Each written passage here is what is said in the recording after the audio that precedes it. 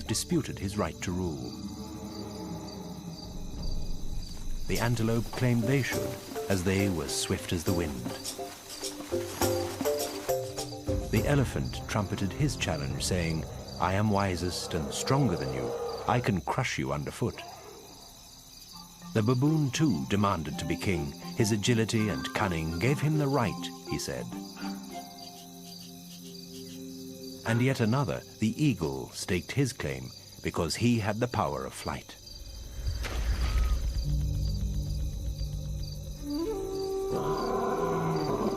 But the lion just prowled his kingdom, looking regal, ignoring their rebellious demand. And the antelope fled before him. The elephant became nervous and retreated. The baboon shot up the nearest tree. And the eagle soared far out of reach. None could challenge the lion's supremacy. He knew it was just words. Not one had the courage to be king.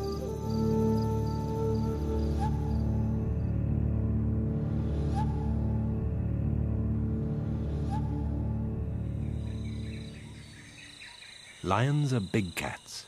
The record holder died in South Africa in 1936, a man-eater as heavy as 5 adult humans. Only the tiger is a bigger cat.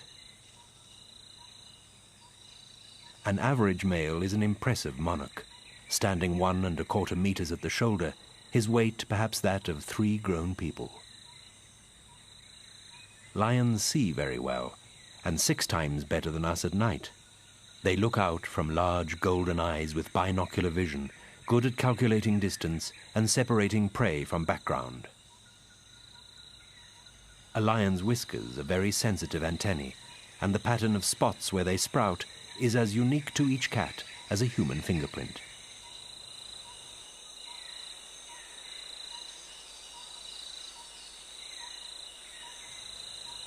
A lion is a study in controlled power. Everything about it says strength, from fangs cleaned with the toothbrush of the hide and bone it gnaws, to short jaws capable of a crushing bite. Africa's top carnivore has immensely powerful neck and jaws. Its real strength lies there and in its forequarters, enabling it to drag dead weights much heavier than itself.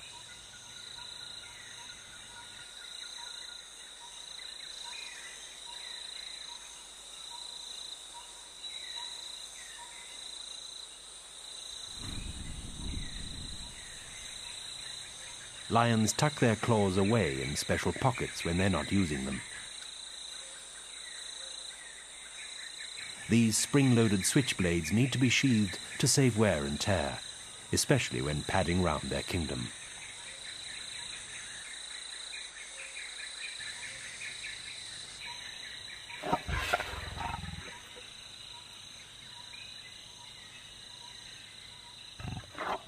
Young cubs are spotty creatures. Spots fade gradually, but sometimes just a ghost of them remains. Their coloration helps hide them when they're young and small and vulnerable.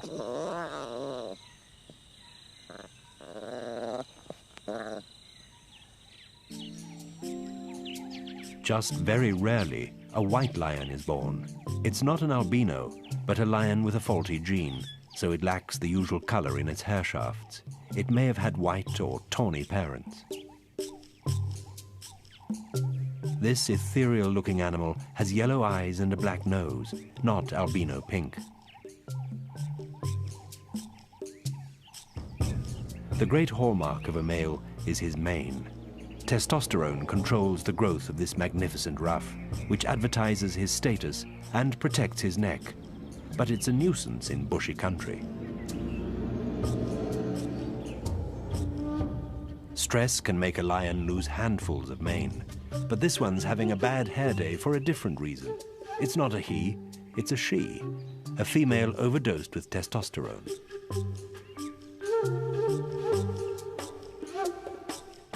An odd girl out, very close to being an it, and not known to have mated. All lions, including India's few, belong to exactly the same species. There are no subspecies to this part of the cat family.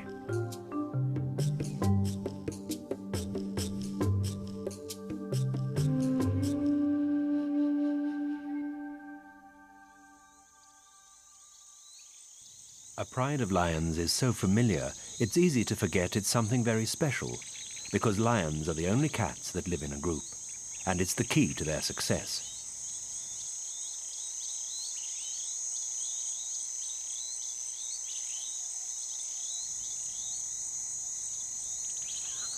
The pride is almost entirely a sisterhood of closely or distantly related females. The females are usually in a pride for life, but not males. They are evicted at about 3 years and can have a very tough time of it after that.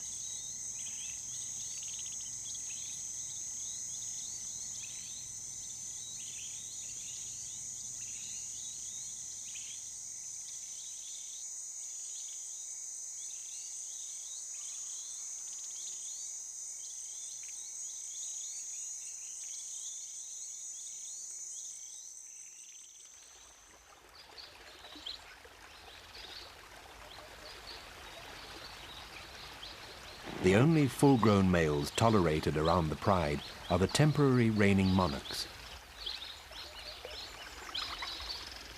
They're in a closely bonded coalition, usually of 2 or 3. Any fewer than that, and they couldn't take over a pride to get access to the females and mate.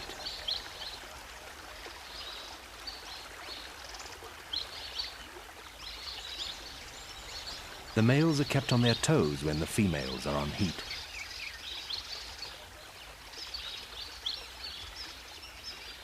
Mating is their reward for providing an armed guard to protect females and cubs against other coalitions, who will kill cubs if they take over.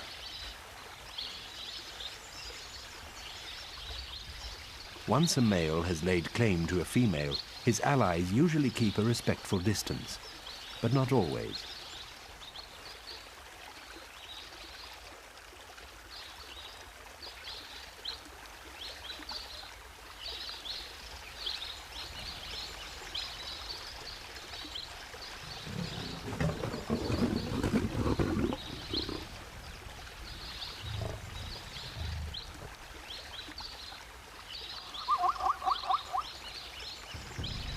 Sometimes a male coalition has territories which encompass those of several prides.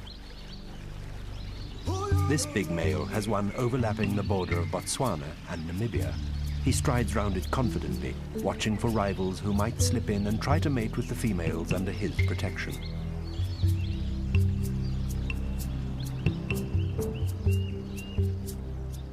He checks the air for those telltale female scents, the ones that say they're on heat.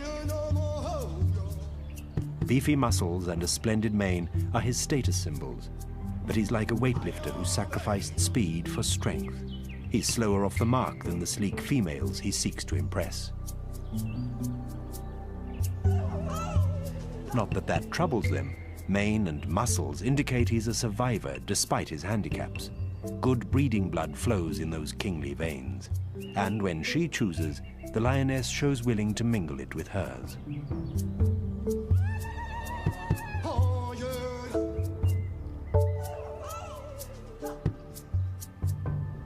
And the male dutifully picks up his cue.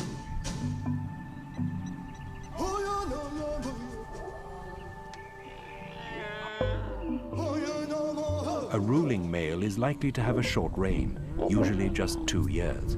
So he must make the most of it and mate often, whenever the chance arises.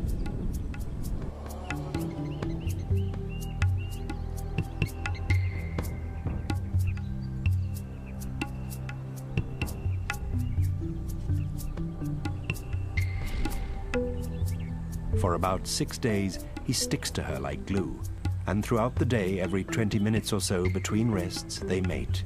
The need to do so is a real slave driver.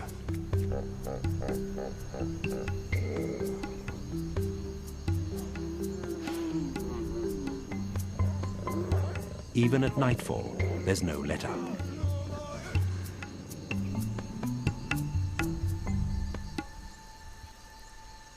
His sperm count probably drops to 0, not that he'd know.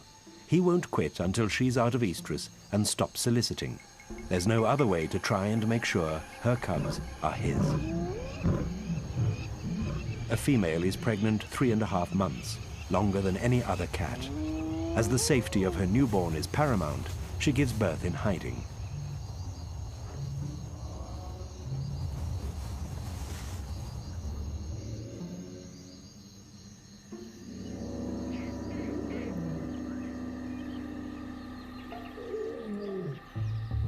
She moves her cubs from den to den for their first 6 weeks and only leaves to hunt and eat. While she's away, there's no one to watch over them.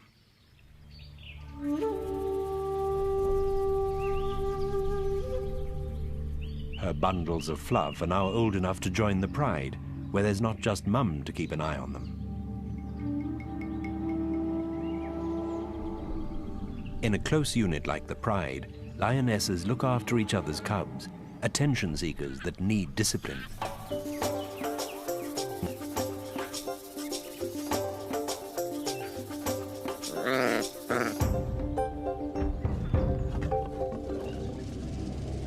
Even non-related females will put up with typical cheeky, kittenish behavior if it doesn't go too far.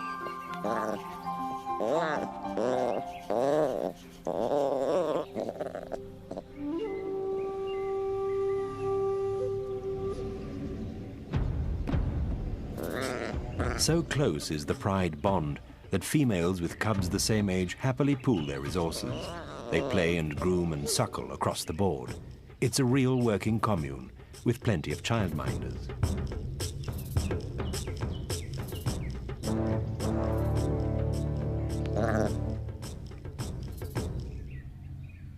One of the first things a new male coalition does when it takes over is kill young cubs. This is not cruelty nor viciousness, but a simple, overwhelming need to breed. With no young to rear, the females will mate again. Both have the same drive to pass on their genes. So a pride may have several litters the same age, all with perhaps one shared parent. And their bond leads the females to share cub care, even down to suckling.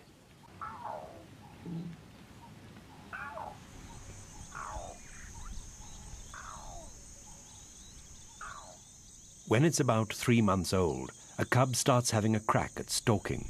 This is a basic lesson in catching food and earning its keep. First experiments are always conducted on a relative.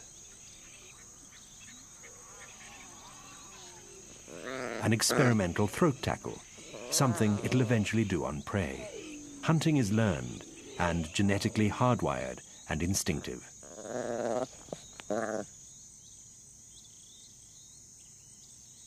It's never too soon to find out why bark grows on trees, to keep a lion's claws sharp. But at this age, on a milk diet, toothpicks are unnecessary.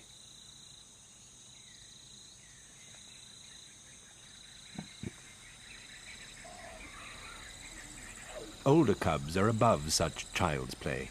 They're into learning how to knock down prey, only not the real thing just yet.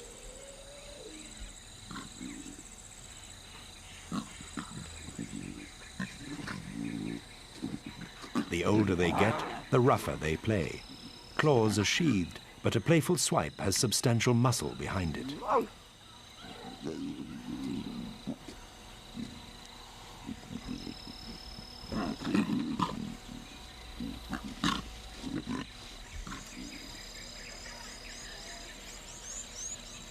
It's a little early, though, to try out some lessons.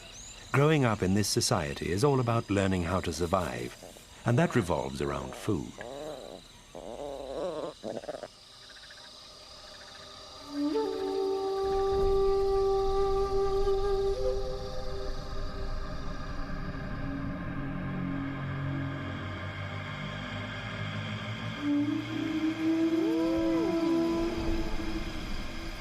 Lions can rarely eat in peace. The smell of death quickly attracts scavengers. A large kill provides plenty of scraps, which a black-backed jackal snatches, if it dares.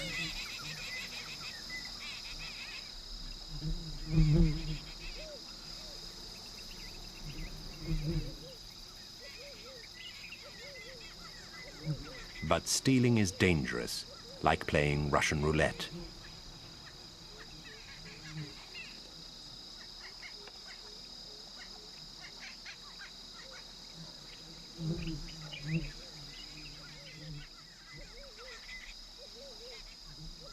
Scrounging off a big cat may be nerve-wracking, but it can be the way to survive, and jackals are very good at that.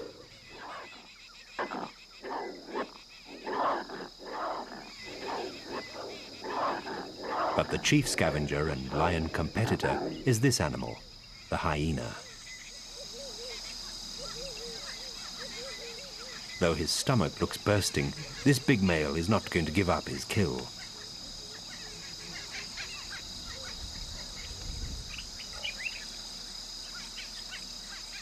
A large enough hyena pack can drive lions from their kill, but in this case, the male has backup.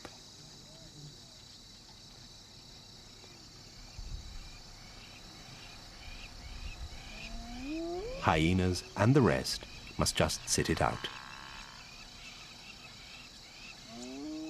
In a single sitting, a hungry lion can devour about 50 kilos, like eating an adolescent human. Even weighed down like that, he still has energy to drag his kill.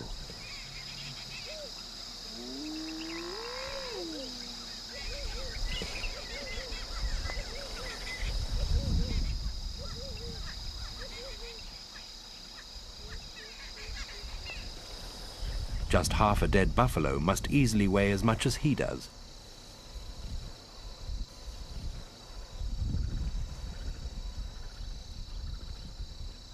Just try stealing it now.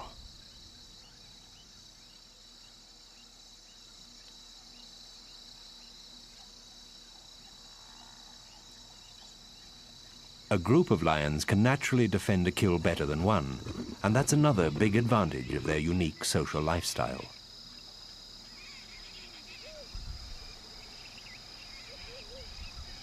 Lion and hyena are rivals with a deadly relationship, but this time the hyenas know they're beaten.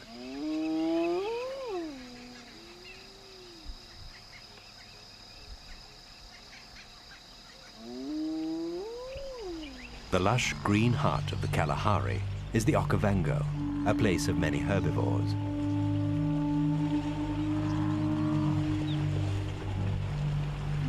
And their predators.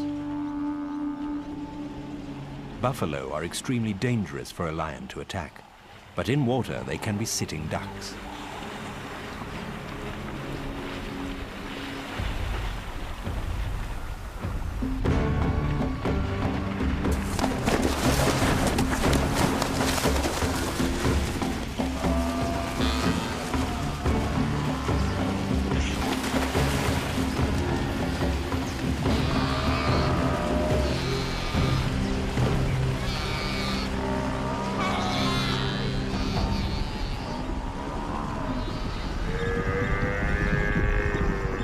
Lions kill by suffocating.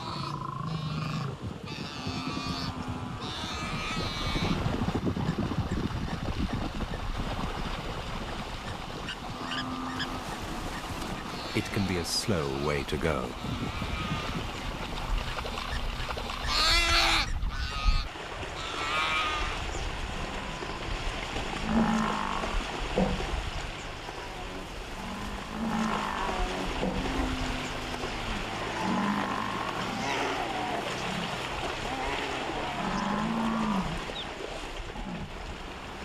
Now here comes the rest of the family.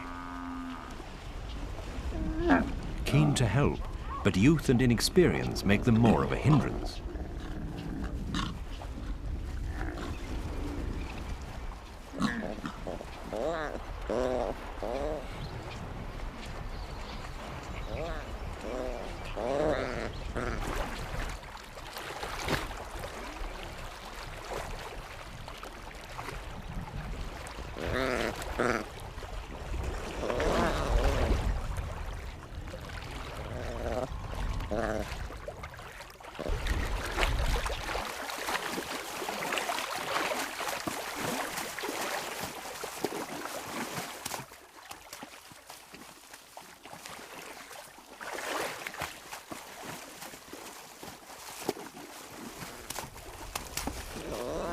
The lions won't eat the buffalo calf here. They'll drag it clear.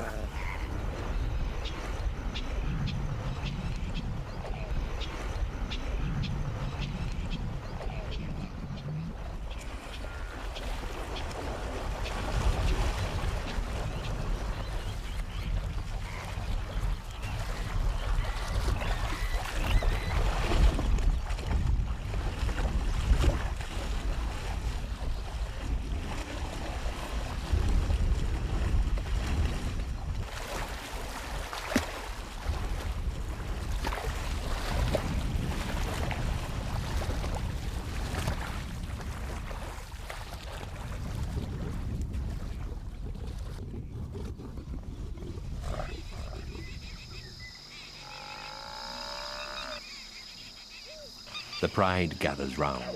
The cubs are still hesitant and awkward, but they'll quickly learn what to do by copying their elders.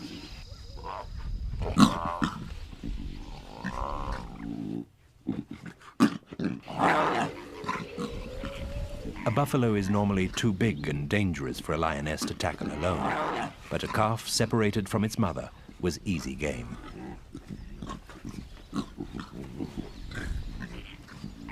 Mealtimes have a pecking order. Normally, adults feed first. Today, they stand back and allow the cubs to.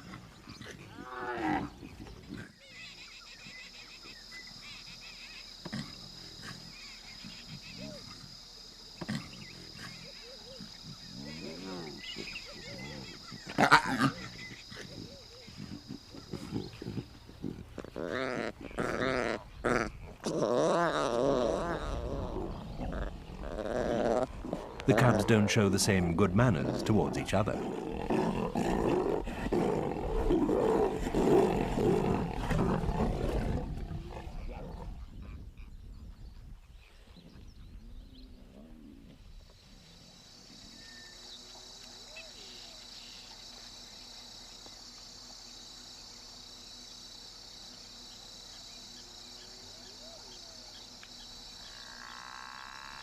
The bigger a kill, the more food. Group living means there are more lions to make big kills, but some prey animals are small, and this one, the warthog, provides lions with many a meal.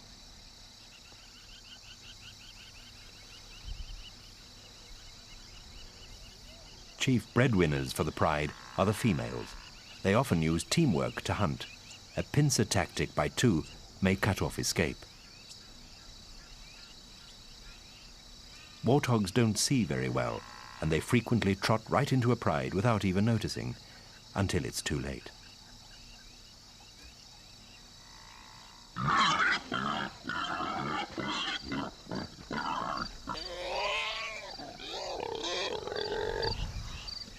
There's a lineup of keen and hungry spectators. There won't be much to go round, but they all move in.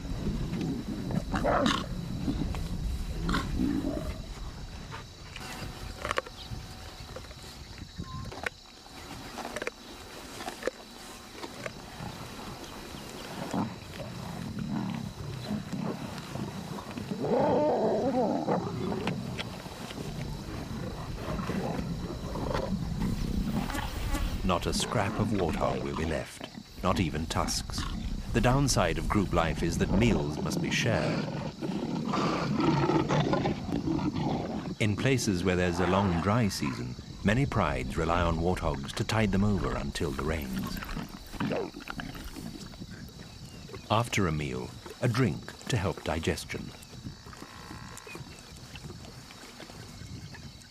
The pride has hardly finished eating when in come the keenest-eyed scavengers, the vultures. They can spot a far-distant lion kill from high in the air.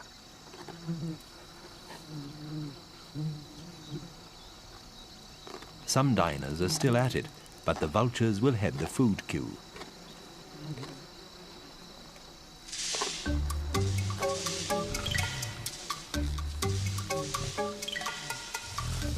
Surprisingly, lions themselves scavenge as much as 30% of their food in the dry season. They can see circling vultures 2 kilometers off and know exactly what it means.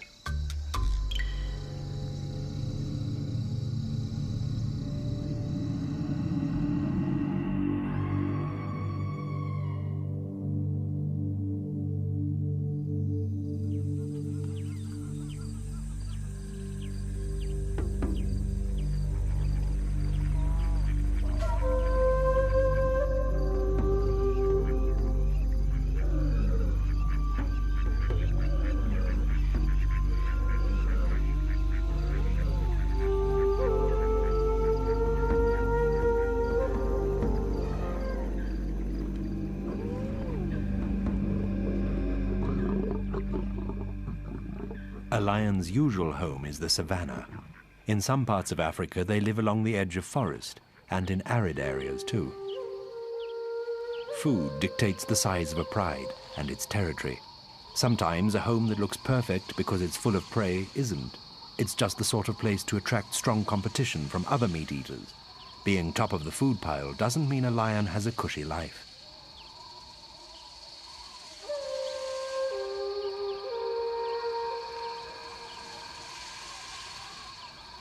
If prey is thin on the ground, a pride may need a territory bigger than Paris. But in really good habitat, something only like a small town. Where the grass is greener, the hunting's easier.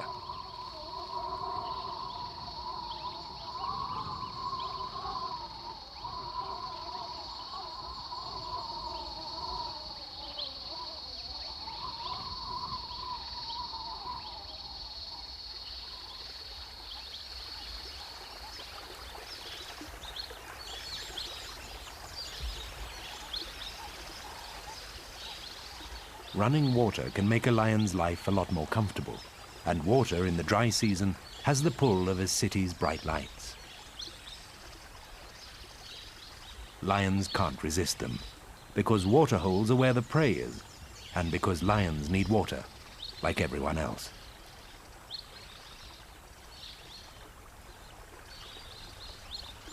A big bull elephant is about the only animal able to lay down the law to a lion.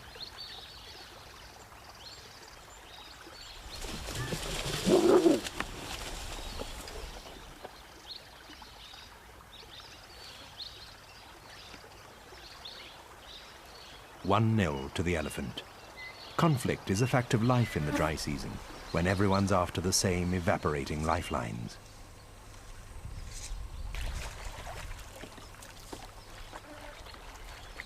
Hot and thirsty lions just have to sit and swelter.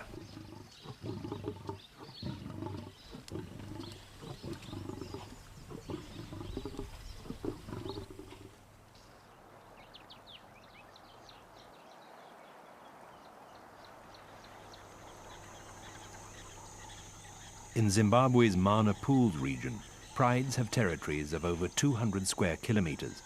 It sounds a lot, but it isn't.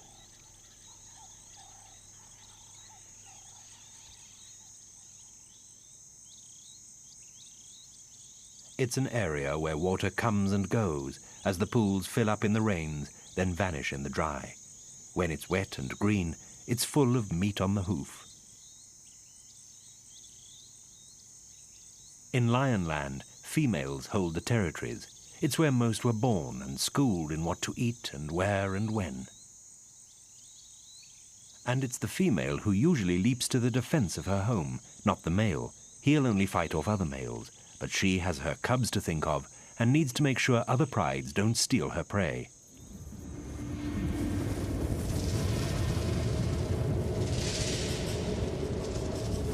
The dry season in the Okavango, harsh and stressful. A long wait for rain to rescue everyone from drought, hunger and heat. The bush is tinder dry. Fires break out, making life even worse.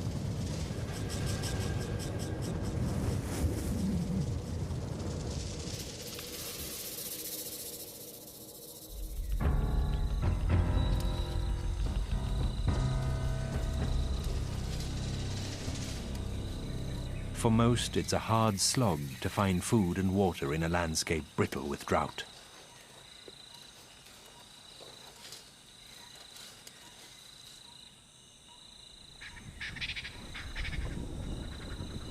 But then the rains come.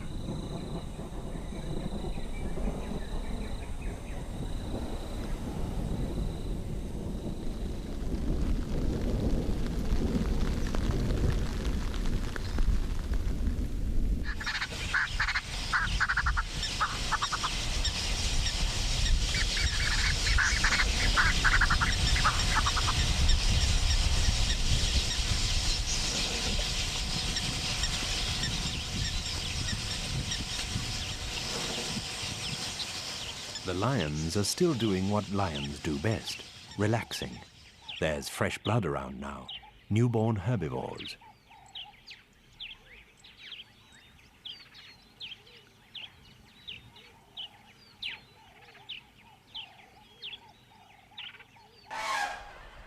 The Okavango's vast flat delta flows strongly again, its intricate maze of waterways fully topped up.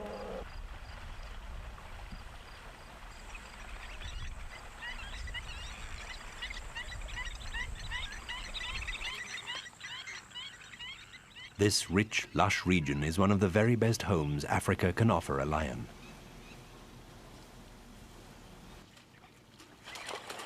And the proof is that here small territories provide a living to large prides because they have so much to eat. And this food dependency began a very long time ago.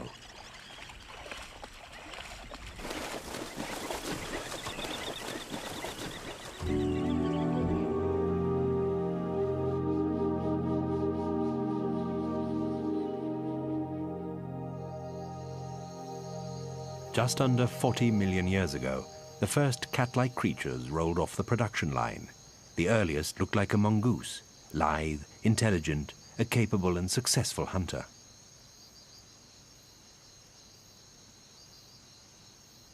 This was a time of global cooling. The lush forests that grew everywhere began to shrink, and grassland took over, the habitat of herbivores. And that paved the way for more carnivores.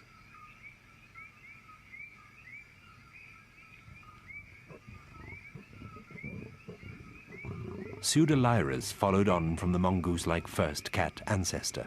It evolved in Africa and was as big as a leopard and as good a tree climber. Only 8 million years ago, the modern cat family, the Felidae, made their appearance. The first of these cats was no bigger than a domestic cat, but probably behaved like an African wildcat. This early species did well, fed by a population explosion of rats and mice. And from those first felids of 8 million years ago came all of today's wildcats, including lions.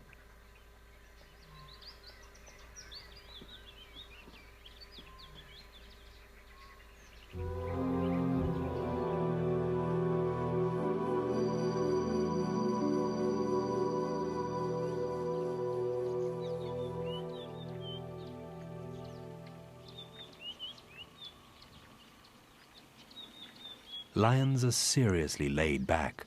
When they're not out looking for a bite, they're snoozing, which is most of the time.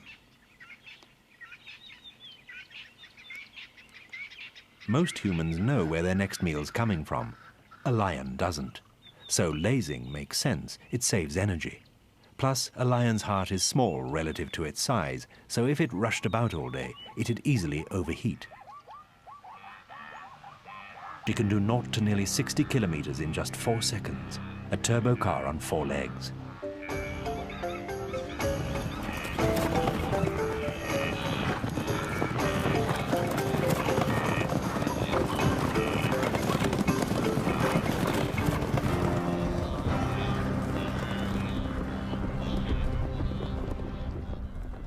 But something went wrong, and it often does. 4 out of 5 lion chasers fail.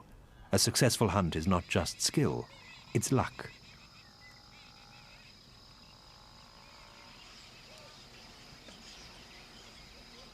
Lions usually walk in crocodile, mothers in front, cubs in the rear. They move little in the day. Dawn, dusk, and night are their active times when it's cooler, and keen night vision tilts the hunting odds in their favor. Often they follow herds of buffalo.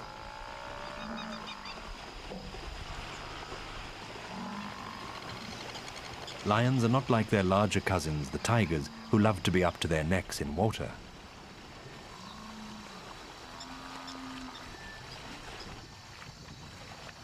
But in some parts of Africa, the reputedly water-shy lion swims regularly. If it lives in Botswana's Okavango, it hasn't much choice. Getting wet is part of life if rivers run through its territory.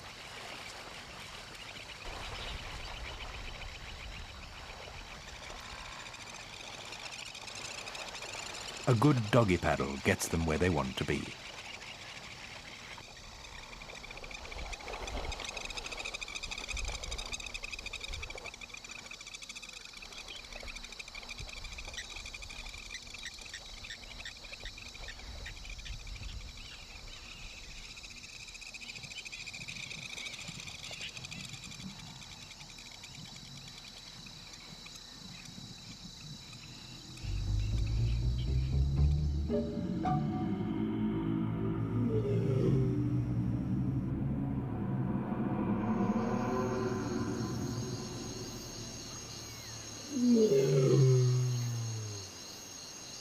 The most chilling sound in all Africa, a lion's roar.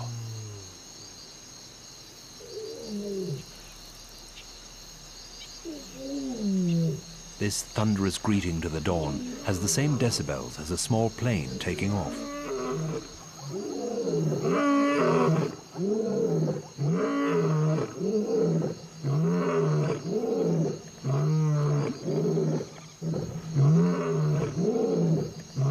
At night, in good conditions, a roar can carry nearly 4 kilometers.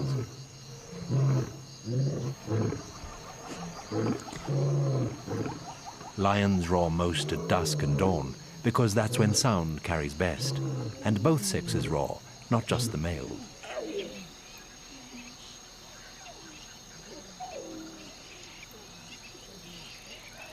A roar can be an invisible barbed wire fence to demarcate a territory and warn off intruders.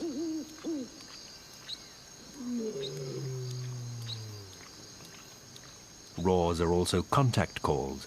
Animals that live in groups need a way of telling the others who they are and where they are over a distance.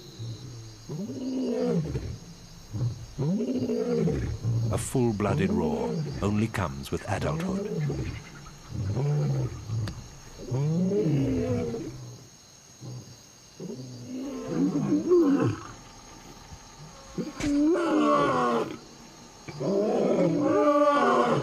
To make a warning more fearsome, lions often roar in chorus.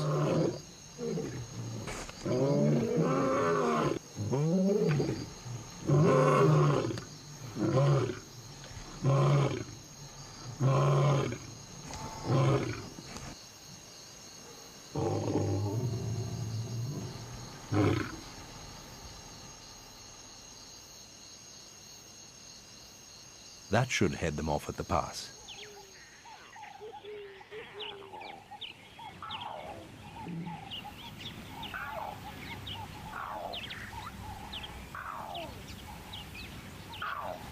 A cub's calls are hardly earth-shattering, like boys with voices breaking.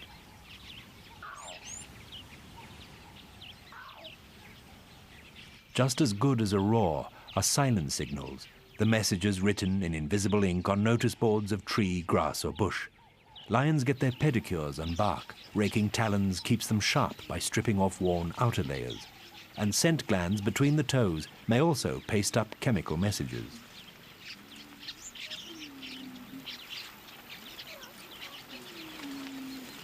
Males are particularly keen to check who's been by and superimpose their own mark.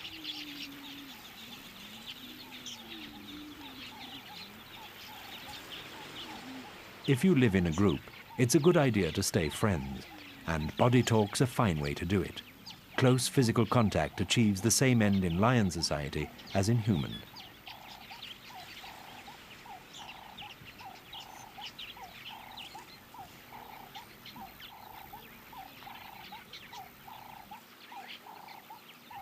After a friendly, respectful sniff, which also checks out status, a good lick. Even the roughest sandpaper can't match a lion's tongue. A few judicious licks with something that can strip skin from a dead animal do an excellent job of winkling out dirt and parasites.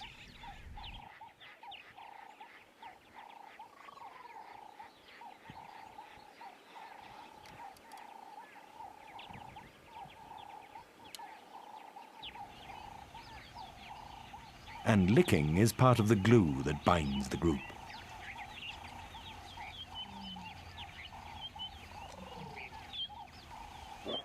And if you live in a group, order in the ranks is a good idea too.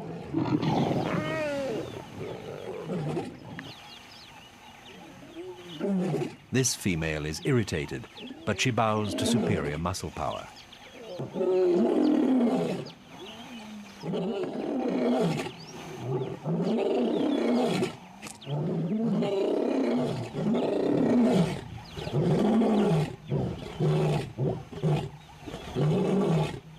Though the lion may be saying he's in command, the real decision makers in this society are the females.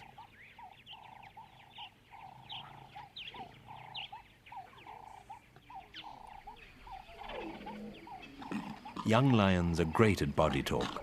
Playtime is full of it as the cubs learn what group life is all about and train for a hunting profession.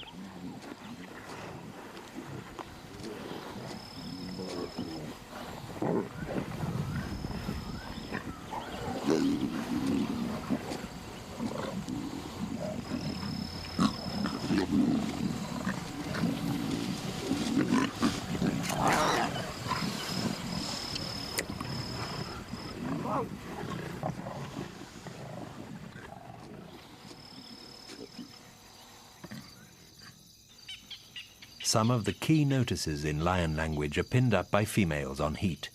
These are pungent invitations written in urine, which the pride's resident males read with great interest.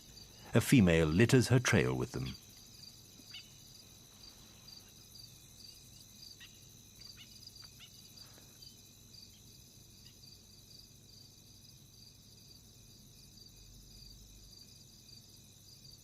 He has a gland in the roof of his mouth that interprets her messages very precisely. Grimacing like this, he gives the gland maximum exposure to increased estrogen in the female's urine. Scent molecules of it hang in the air and lie on the grass.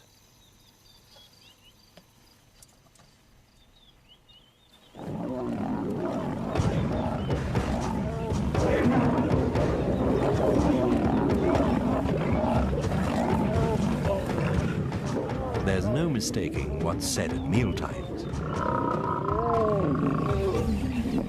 This lioness knows she's not welcome.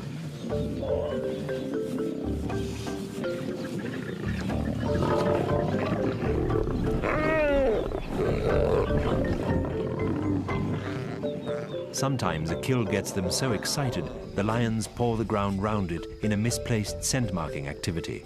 Lion talk can be powerful stuff, and when they let rip, everyone sits up and takes notice.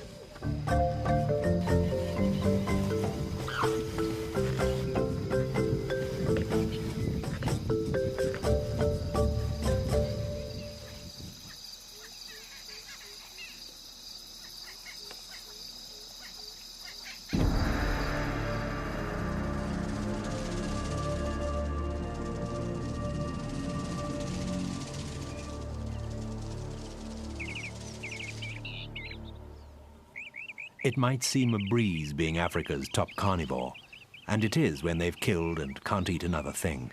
Then they live in peace with the neighbors, but the neighbors are always aware of them.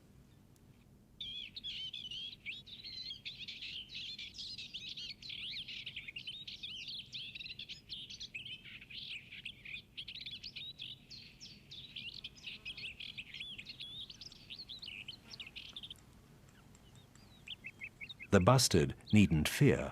This lion's just taking a walk. A lion's prey can tell the difference between a lion lazing and a lion giving the menu a look over.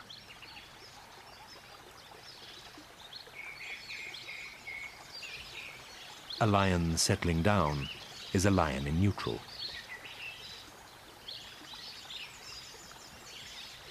A giraffe can drink without fear.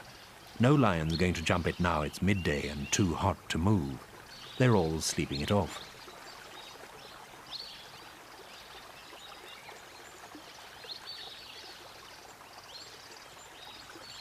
Cats are notoriously curious.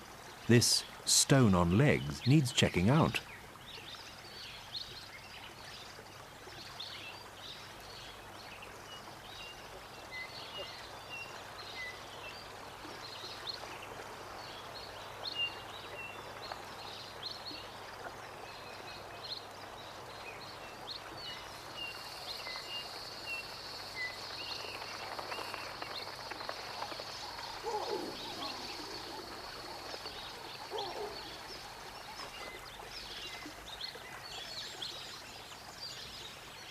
Is it playing with the tortoise or looking for a snack?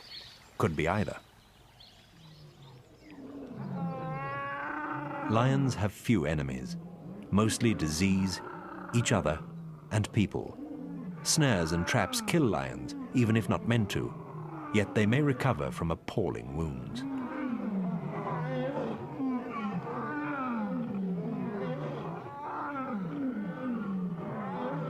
Lions and tigers are the cat world's only regular man-eaters, but usually they avoid people. Very wise in respect of East Africa's Maasai tribe, their ultimate test of manhood and bravery was to kill a lion just with a spear. But this ancient rite of passage no longer exists. Since the 1970s, Kenya has protected its lions.